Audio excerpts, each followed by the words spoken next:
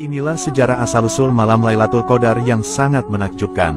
Pada malam Lailatul Qadar, dahulu Al-Quran diturunkan seluruhnya dari Lauhil Mahfuz ke langit dunia. Selain itu, alasan dinamakan malam Lailatul Qadar adalah sebab pada malam ini semua urusan dan keputusan untuk tahun itu dan tahun yang akan datang ditetapkan, seperti tentang rezeki, ajal, dan lain sebagainya. Malam Lailatul Qadar adalah malam mulia yang lebih baik daripada 1000 bulan. Pada malam ini para malaikat turun untuk mengucapkan salam kepada hamba Allah yang beriman.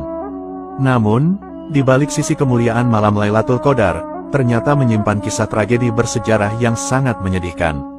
Diriwayatkan dari Ibnu Abbas, bahwa dahulu malaikat Jibril alaihissalam pernah bercerita kepada Nabi Muhammad tentang sosok lelaki bernama Syamun al-Ghazi. Syamun al-Ghazi dikenal sebagai seorang mujahid handal yang pernah berperang melawan orang-orang kafir selama 1000 bulan lamanya. Hebatnya, ketika berperang, Syamun al-Ghazi hanya memakai tulang dagu unta sebagai senjatanya. Hal ini sebab ia tak punya alat-alat perang. Ajaibnya, ketika orang-orang kafir dipukul dengan tulang unta itu, maka tak terhitung korban yang tumbang dari mereka. Selain itu, tulang unta yang dimiliki Syamun ternyata mempunyai banyak kesaktian. Di saat Syamun al-Ghazi merasa haus, maka akan mengalir air segar dari sela-sela gigi tulang dagu unta itu, lalu diminumnya. Kemudian di saat perut Syamun al-Ghazi merasa lapar, maka muncullah daging dari tulang itu, kemudian Syamun memakan daging itu. Diketahui, bahwa Syamun al-Ghazi berperang melawan kaum kafir setiap hari sampai ia berumur 1000 bulan. Jadi jika dikalkulasi, 1000 bulan sama dengan 83 tahun lebih 4 bulan. Orang-orang kafir benar-benar tak mampu mengalahkan Syamun al-Ghazi. Suatu ketika, orang-orang kafir mencoba merayu istri Syamun al-Ghazi yang kafir untuk menghabisi nyawa suaminya. Orang-orang kafir lalu berkata kepada istri Syamun, "Sungguh, kamu akan aku beri harta yang melimpah jika kamu mau membunuh suamimu." Istri Syamun menjawab, "Aku tak mampu membunuhnya." Orang-orang kafir lantas berkata, "Kami akan berikan kamu seutas tali yang kuat.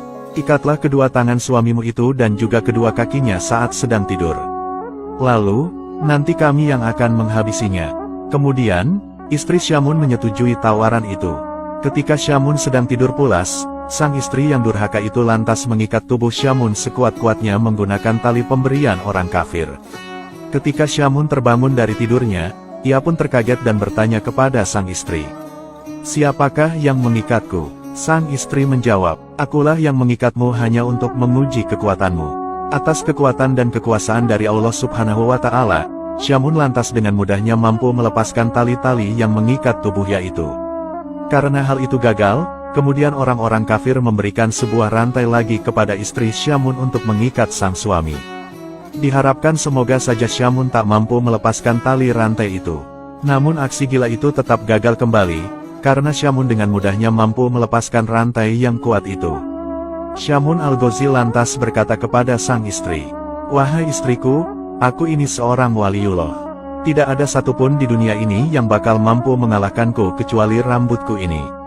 Dari jawaban itu, diketahui memang Syamun memiliki rambut yang panjang. Rambut itulah penyebab dirinya tidak bisa dikalahkan oleh musuh siapapun juga. Dari penuturan sang suami, akhirnya istri Syamun dapat tahu apa kelemahan suaminya. Kemudian, beraksilah istri Syamun ketika sang suami sedang tidur. Dia lalu memotong 8 utas rambut Syamun yang panjangnya sampai ke tanah. Istri Syamun lantas mengikat tangan dan kaki suaminya dengan masing-masing 4 utas rambut. Ketika Syamun al-Ghazi bangun, terkagetlah ia melihat tangan dan kakinya terikat. Ia berkata, "Siapa ini yang mengikatku?" Sang istri menjawab, "Aku yang mengikatmu untuk mengujimu." Kemudian, Syamun lantas meronta-ronta berusaha melepaskan tali rambut yang mengikatnya. Namun, usaha yang dilakukannya itu sia-sia. Syamun tak bisa melepaskan tali itu karena itu adalah rambutnya sendiri. Begitu durhakanya seorang istri yang memiliki sifat buruk kepada suaminya demi mengejar harta dunia. Melihat kejadian itu, istri Syamun yang durhaka lantas mengabari orang-orang kafir tentang kondisi suaminya yang sudah tidak berdaya. Setelah itu, orang-orang kafir mendatangi rumah Syamun untuk kemudian membawa tubuh Syamun untuk dizalimi. Ketika telah sampai di tempat penyiksaan, tubuh Syamun lalu diikat di sebuah tiang. Kemudian, para orang-orang kafir mulai melakukan kezaliman dan penyiksaan kepada Syamun al-Ghazi. Tubuh mulia Syamun kemudian mulai dipotong-potong orang-orang kafir itu. Tidak hanya itu, mata Syamun juga dicongkeli, kedua bibir dan lidahnya juga dipotong sampai lepas. Menyedihkannya lagi, kedua tangan dan kedua kakinya juga dicopoti semuanya. Melihat nasib malang hambanya, Allah Subhanahu wa Ta'ala lantas memberikan pertolongan kepada Syamun. Allah Subhanahu wa Ta'ala berfirman, "Perlakuan apa yang kamu inginkan dariku terhadap mereka?" Syamun lantas menjawab, "Berilah hamba kekuatan, sehingga dapat kugerakkan tiang rumah ini hingga merobohi mereka." Allah Subhanahu wa Ta'ala lalu mengabulkan permohonan Syamun. Allah Subhanahu wa Ta'ala kemudian memberikan kekuatan dahsyat dalam tubuh Syamun. Ketika Syamun menggerakkan tubuhnya, maka seketika itu bangunan bergetar dan bergoncang dahsyat, atap-atap bangunan seketika rontok dan menimpa seluruh orang-orang jahat itu. Seluruh orang kafir yang tertimpa bangunan langsung binasa seketika termasuk istri Syamun yang durhaka. Kemudian, Allah Subhanahu wa Ta'ala mengembalikan anggota tubuh Syamun yang terpotong menjadi utuh kembali seperti sedia kala. Setelah peristiwa menakjubkan itu, Syamun Al-Ghazi lantas masih hidup dan beribadah selama 1000 bulan lagi. Di setiap malam beliau selalu bangun dan mengerjakan sholat. Sedangkan di siang harinya beliau selalu berpuasa. Begitulah aktivitas kehidupan sehari-hari Syamun Al-Ghazi hingga akhir hidupnya. Syamun Al-Ghazi wafat dan gugur setelah syahid saat berjuang di jalan Allah Subhanahu wa Ta'ala.